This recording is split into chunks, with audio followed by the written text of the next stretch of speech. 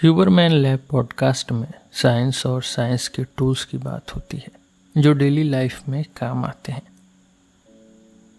Andrew Huberman Stanford में neurobiology और ऑप्थेमोलॉजी पढ़ाते हैं। इस एपिसोड में स्लीप पे फोकस है, साथ ही वेकफुलनेस पे भी बात होगी। स्लीप और वेकफुलनेस दोनों मिलके हमारी मेंटल और फिजिकल हेल्थ को कंट्रोल करते हैं। ये दोनों आपस में जुड़े हुए हैं, एक के बिना दूसरे की बात पूरी नहीं होती।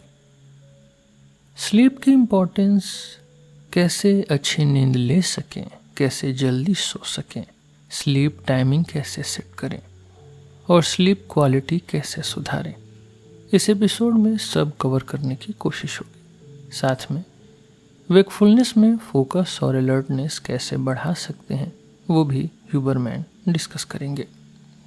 स्लीप यानी नींद हमारी लाइफ का एक ऐसा हिस्सा है जहां हम कॉन्शियस नहीं होते।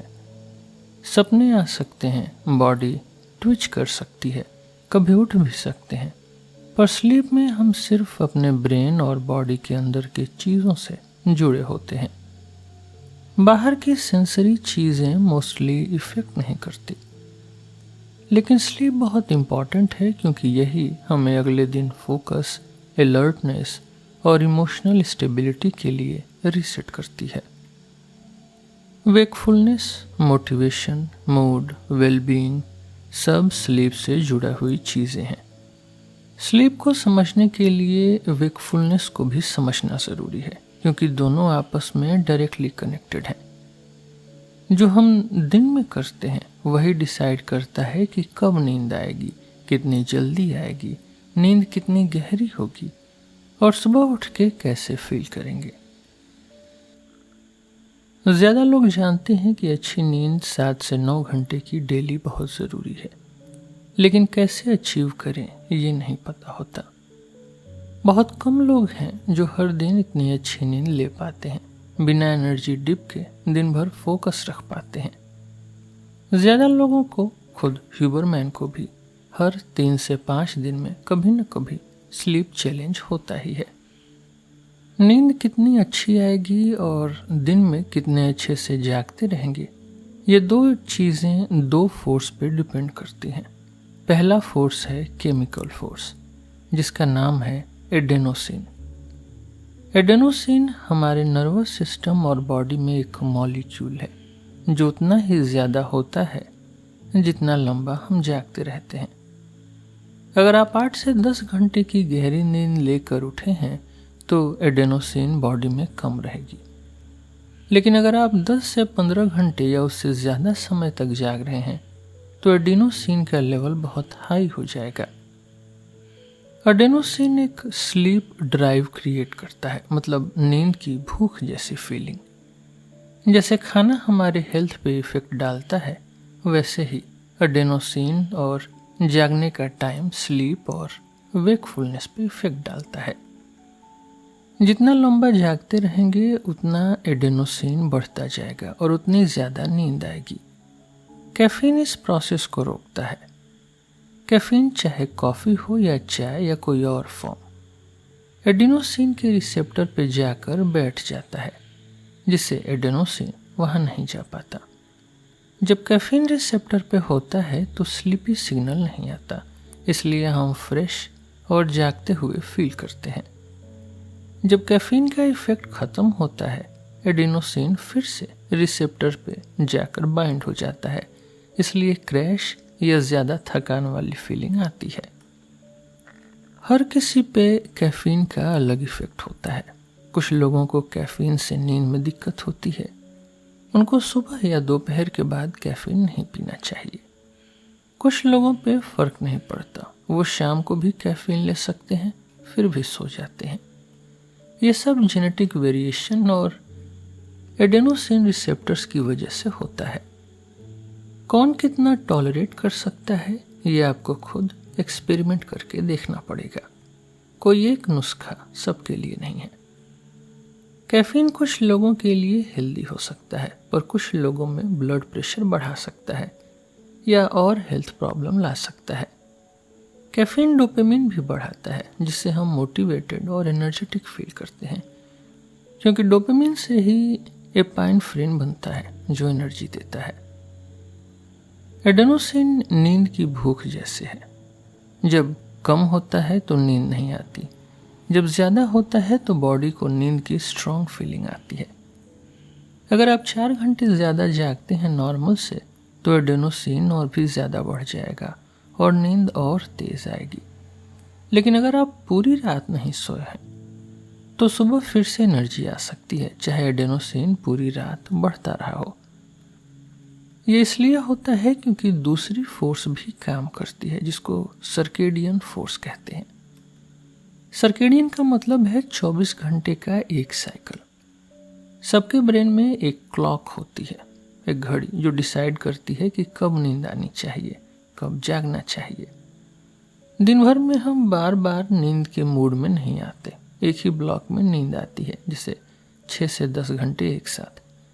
लेकिन हर किसी की नींद अलग होती है और कितनी नींद चाहिए ये भी अलग हो सकता है। नींद का ये ब्लॉक और दिन के किस हिस्से में ये आता है, ये कई चीज़ें कंट्रोल करती हैं। सबसे पावरफुल चीज़ है लाइट, स्पेशली सनलाइट। लाइट यानी दिन की रोशनी, ये डिसाइड करती है कि कब सोना है और कब जागना है। लोग लाइट और स्लीप के रिलेशन को ज़्यादा कॉम्प्लिकेटेड बना देते हैं, लेकिन असल में ये बहुत सिंपल है। सुबह जब हम उठते हैं, चाहे नींद अच्छी लगी हो या रात भर जागते रहे हों, आमतौर पर लोग सूरज निकलने के आसपास उठ जाते हैं, शायद एग्जैक्ट सनराइज पर नहीं, पर 1 से 3 घंटे के अंदर। नाइट शिफ्ट या जेट लैग वाले लोगों के लिए ये अलग हो सकता है, लेकिन मैक्सिमम लोग सुबह के टाइम उठते हैं जब सूरज निकलता है। जब हम सोकर उठते हैं, एडेनोसिन का लेवल लो होता है। सिस्टम एक सिग्नल जनरेट करता है जो हार्मोन की फॉर्म में होता है। हार्मोन एक ऐसा केमिकल है जो बॉडी के एक ऑर्गन से निकलकर दूसरे ऑर्गन्स पे काम करता है, नर्वस सिस्टम पे भी। सुबह उठते ही एक हार्मोन रिलीज होता है जिसका नाम है कॉर्टिसोल। ये एड्रिनल ग्लैंड से निकलता है जो किडनीज के ऊपर होती हैं। थोड़ा एड्रेनलिन यानी एपाइनफ्रिन भी रिलीज होता है, बॉडी और ब्रेन में दोनों जगह। ये हार्मोन्स मिलके हमें जगाते हैं, हार्ट रेट बढ़ाते हैं, मसल्स टाइट करते हैं, बॉडी को एक्टिविटी के लिए रेडी करते हैं। ये ज़रूरी है कि कॉर्टिसोल का ये पल्स दिन की स्टार्टिंग में आए या जब आपका वेक पीरियड शुरू हो रहा हो, ताकि एक राइजिंग टाइड की तरफ पूरा सिस्टम को अलर्ट कर दे। दिन में भी अगर स्ट्रेस आता है तो थोड़ा कॉर्टिसोल निकल सकता है, लेकिन सुबह का हेल्दी राइजिंग कॉर्टिसोल हमारी अलर्टनेस और एनर्जी के लिए अच्छा है। जब सुबह कॉर्टिसोल का पल्स आता है तब एक टाइमर भी सेट हो जाता है बॉडी और नर्वस सिस्टम में। यह टाइमर डिसाइड करता है कि दूसरा हार्मोन मेलाटोनिन कब रिलीज होगा। मेलाटोनिन नींद लाने वाला हार्मोन है जो ब्रेन के एक पार्ट पीनियल ग्लैंड से निकलता है। वेकफुलनेस का सिग्नल यानी कॉर्टिसोल टाइमर सेट करता है कि 12 से 14 घंटे बाद मेलाटोनिन रिलीज होगा और नींद आएगी। मेलाटोनिन सिर्फ पीनियल ग्लैंड से निकलता है, अगर आप सप्लीमेंट नहीं ले रहे हैं तो। पीनियल ग्लैंड ब्रेन में छोटा सा एक स्ट्रक्चर है, साइज में मटर जैसा, और यही सिर्फ मेलाटोनिन रिलीज करता है।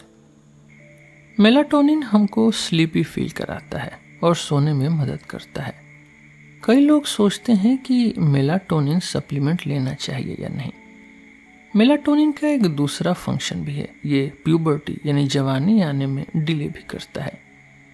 बच्चों और बेबीज में दिन रात मेलाटोनिन निकलता रहता है, इसलिए उनमें प्यूबर्टी लेट आती है। जैसे जैसे मेलाटोनिन सिर्फ रात में निकलता है, प्यूबर्टी आनी शुरू हो जाती है और एडल्ट बन जाते हैं। अगर कोई मेलाटोनिन ले रहा है या बच्चा ले रहा है तो बिना डॉक्टर से बात किए कुछ भी बंद न करें या स्टार्ट न करें, डॉक्टर की सलाह ज़रूरी है।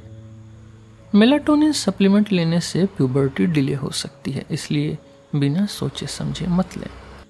बहुत सारी चीज़ें नर्वस सिस्टम में आपस में मिली जुली होती हैं, पर मेलाटोनिन पे कई डेटा है कि ये प्यूबर्टी को रोकता है, इसलिए मेलाटोनिन सप्लीमेंट लेना प्रॉब्लमेटिक हो सकता है। अगर प्यूबर्टी हो चुकी है तो भी मेलाटोनिन दूसरे हार्मोन्स पे इफेक्ट डाल सकता है, इसलिए कुछ लोग मेलाटोनिन सोने के लिए लेना पसंद नहीं करते। मेलाटोनिन सिर्फ सोने में हेल्प करता है, लेकिन अक्सर लोग देखते हैं कि 3 से 5 घंटे बाद उठ जाते हैं और फिर से नींद नहीं आती।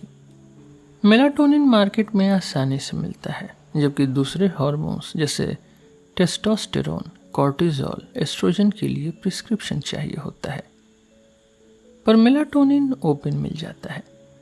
मार्केट में मिलने वाले मेलाटोनिन सप्लीमेंट्स में लिखे अमाउंट के मुकाबले कभी बहुत कम, कभी बहुत ज़्यादा होता है, कोई रेगुलेशन नहीं है। इसी वजह से मेलाटोनिन लेने में रिस्क है। कोर्टिजोल और मेलाटोनिन का रिदम हमारे अंदर अपने आप चलता रहता है, बिना किसी एक्सटर्नल इनपुट के भी। अगर कोई आदमी अंधेरे में रहे या पूरा टाइम ब्राइट लाइट में रहे, तब भी ये रिदम्स चलेंगे।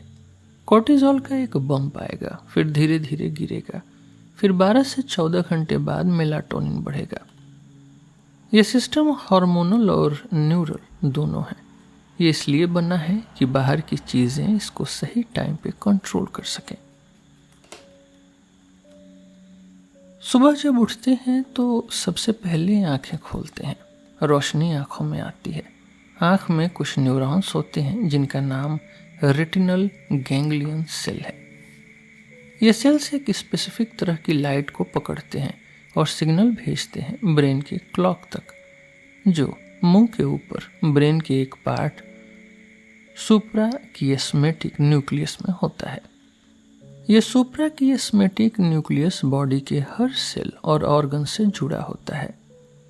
बहुत इंपॉर्टेंट है कि ये लाइट का सिग्नल इस सेंट्रल क्लॉक तक पहुंचे ताकि कॉर्टिजोल और मेलाटोनिन सही टाइम पे बने। अगर ये रिदम गड़बड़ हो गई तो heart, brain, metabolism, learning, depression, dementia जैसे बहुत सारे प्रॉब्लम्स हो सकते हैं। आजकल लोग इतना इन्फॉर्मेशन सुन चुके हैं कि नींद की दिक्कत पे एंग्जाइटी भी हो गई है। लोग नींद न आने से और स्ट्रेस में आ जाते हैं। सोल्यूशन पे ध्यान देना है कि कैसे बॉडी के क्लॉक को सही रख सकते हैं। सुबह उठकर आंखें खोलते हैं, लेकिन अगर कमरा अंधेरा है तो सही सिग्नल नहीं मिलता क्लॉक को। आर्टिफिशियल लाइट, फ़ोन, कंप्यूटर या ट्यूबलाइट से कुछ सिग्नल मिलता है, पर वो उतना स्ट्रांग नहीं होता जितना सनलाइट से मिलता है। ये न्यूरॉन्स आँख में सनलाइट के एक खास रंग और अमाउंट पे बेस्ट रिस्पॉन्ड करते हैं।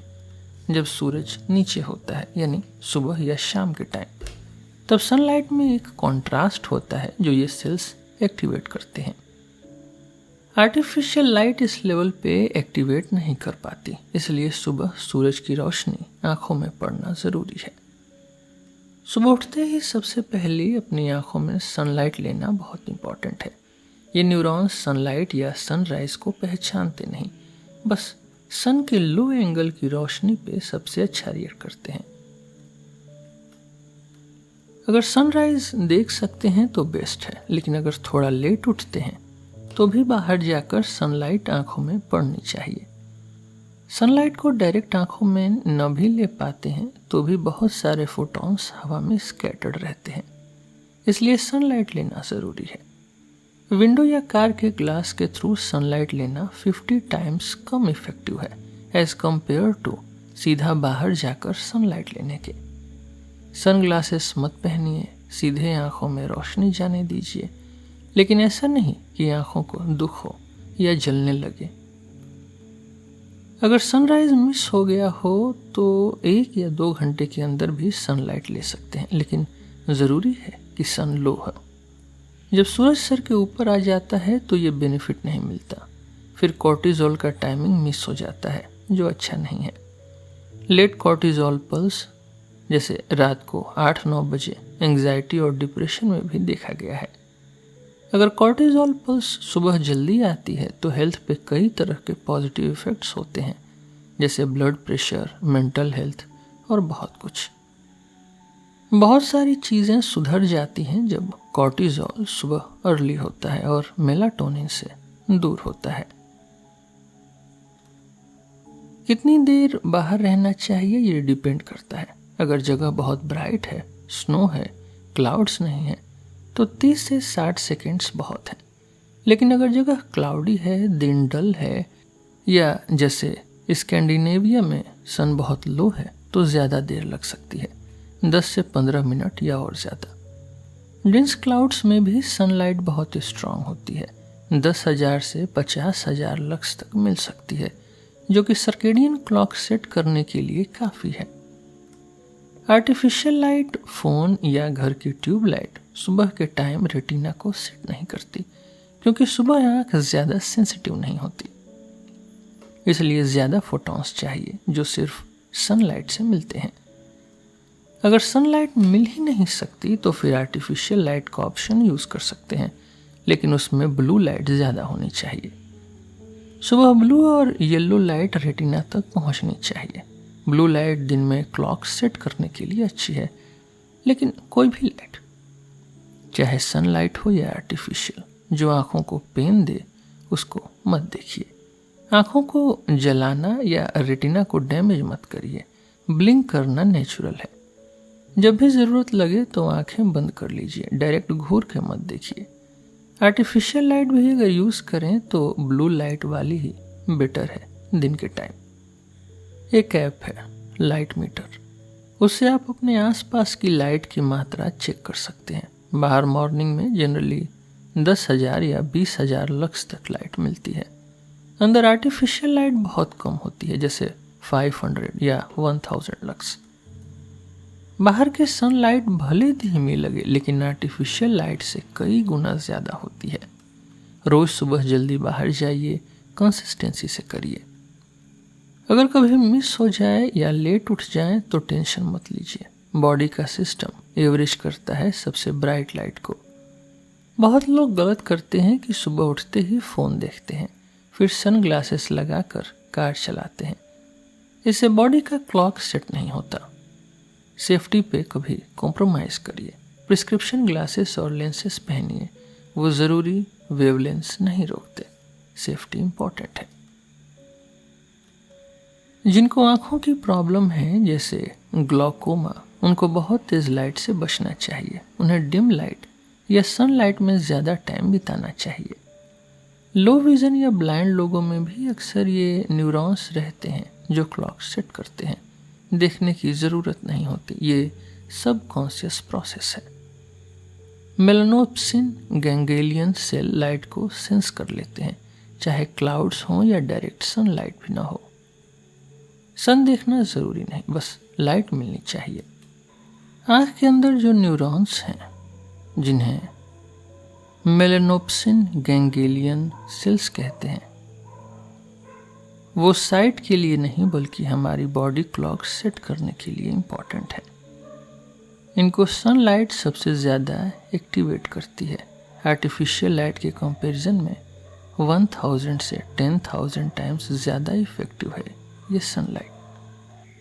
सुबह की सनलाइट लेना और दिन की शुरुआत में एक्सरसाइज करना, दोनों मिलके आपका क्लॉक एडवांस कर देते हैं। मतलब आप नेचुरली जल्दी उठने लगते हैं। दिन में फ्रेश फील करने और सही टाइम पे सोना है तो सुबह सनलाइट के साथ एक्सरसाइज भी यूज़फुल है। क्लॉक को सेट और एंकर करने के लिए सुबह का ब्राइट लाइट और इवनिंग या सनसेट का सनलाइट लेना इम्पॉर्टेंट है। जब सूरज लो एंगल पे हो, चाहे सुबह हो या शाम, तब सनलाइट लेना बॉडी के क्लॉक को सिग्नल देता है कि दिन खत्म हो रहा है। एक रिसर्च में ये भी पाया गया कि सनसेट के टाइम पे सनलाइट देखना रात को मेलाटोनिन रिलीज पे आर्टिफिशियल लाइट के नेगेटिव इफ़ेक्ट्स को कम कर देता है। इसलिए सुबह का सनलाइट और शाम या सनसेट के आसपास सनलाइट लेना काफ़ी पावरफुल है बॉडी क्लॉक सेट करने के लिए। सनग्लासेस उतार के ही करना बेस्ट है, पर अगर सेफ्टी रीज़न है तो पहन लीजिए, लेकिन टाइम ज़्यादा लग सकता है। विंडो के थ्रू भी कर सकते हैं, लेकिन उसमें भी टाइम बहुत ज़्यादा लगता है, एज कंपेयर टू सीधा बाहर जाके सनलाइट लेने के।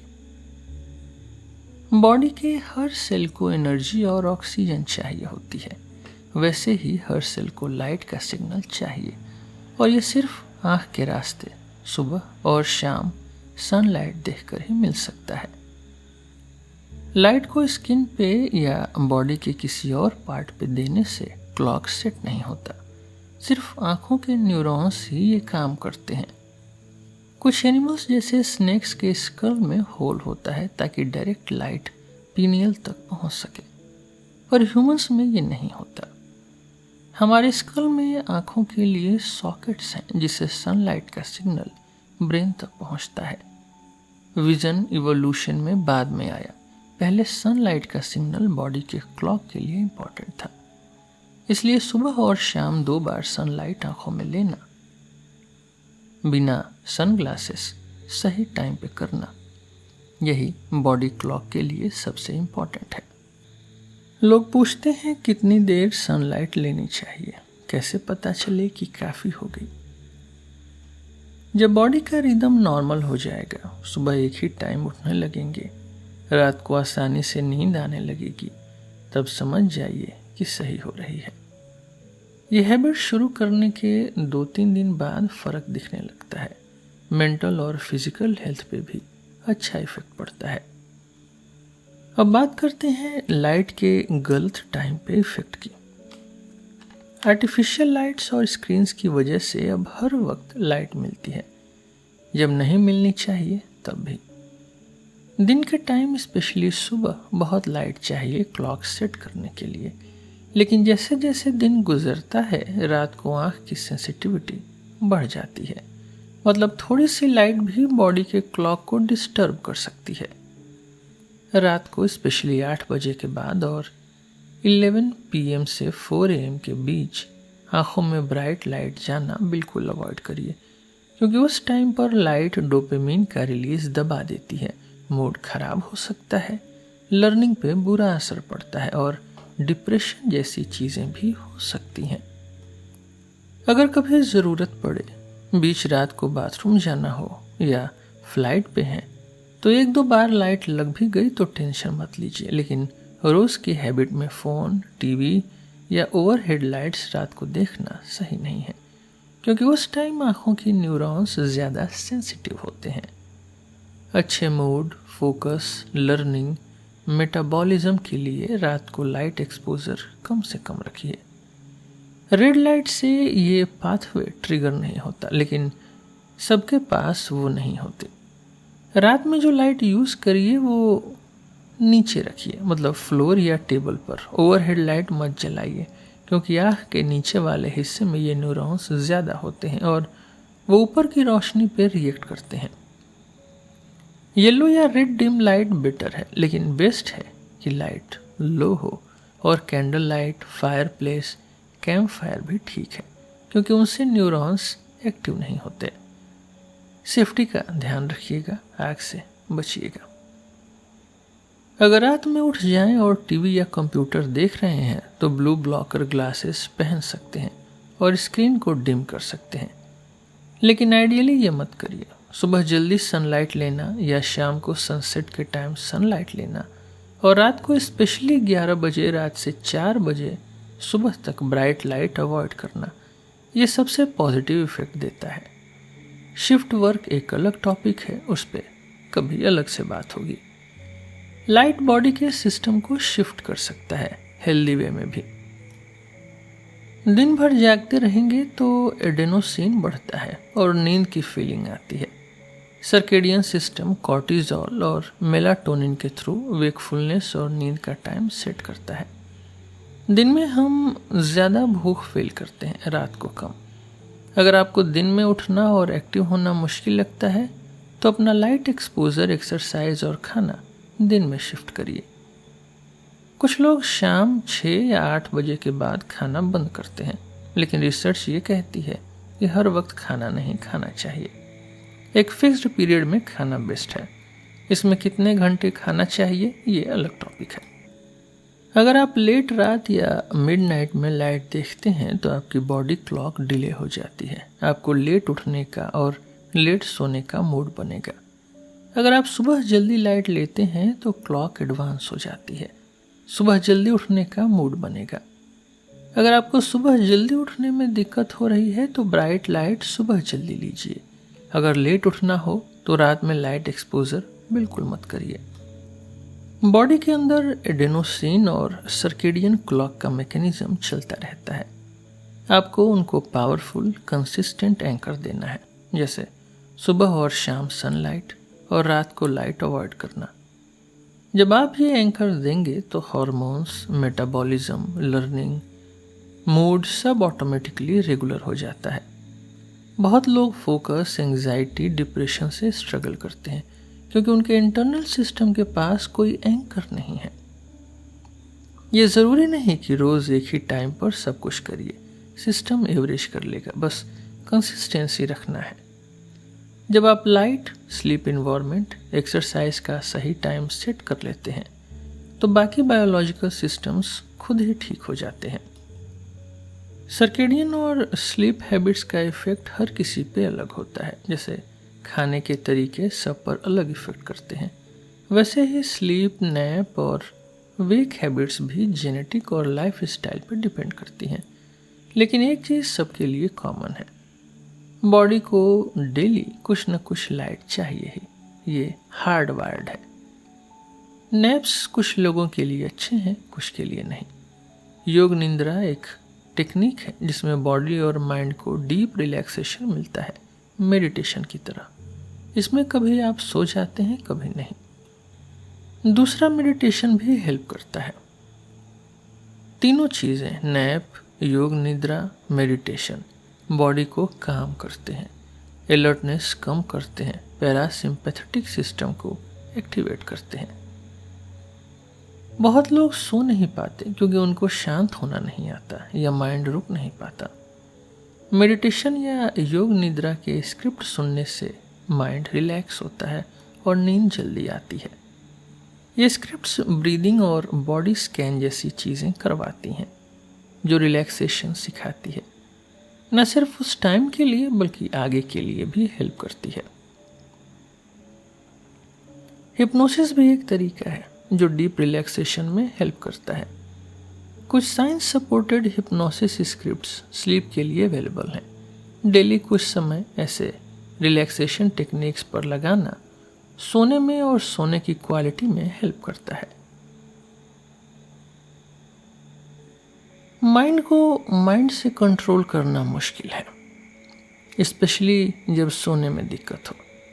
ऐसे टाइम पे बॉडी के मैकेनिज्म यूज़ करिए, जैसे मेडिटेशन, हिप्नोसिस, योग निद्रा, जिसमें एक्सहेल पर फोकस, बॉडी का पोजीशन और कंट्रोल होता है।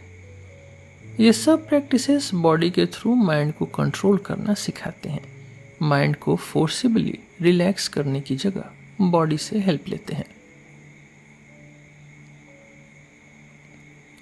सनलाइट दिन में लीजिए, रात को अवॉइड करिए। Light exposure, breathing, body position, ये सब चीज़ें माइंड बॉडी का लिंक है जो कंट्रोल में आ सकता है। मेडिटेशन, योग निद्रा, हिप्नोसिस, इन सब को NSDR यानी नॉन स्लीप डीप रेस्ट कहते हैं। NSDR नींद के बिना भी बॉडी माइंड को डीप रेस्ट देता है। इससे आपको दोबारा फ्रेश फील होता है, मूड बेटर होता है, इमोशनल स्टेबिलिटी आती है, रात को सोना भी आसान हो जाता है।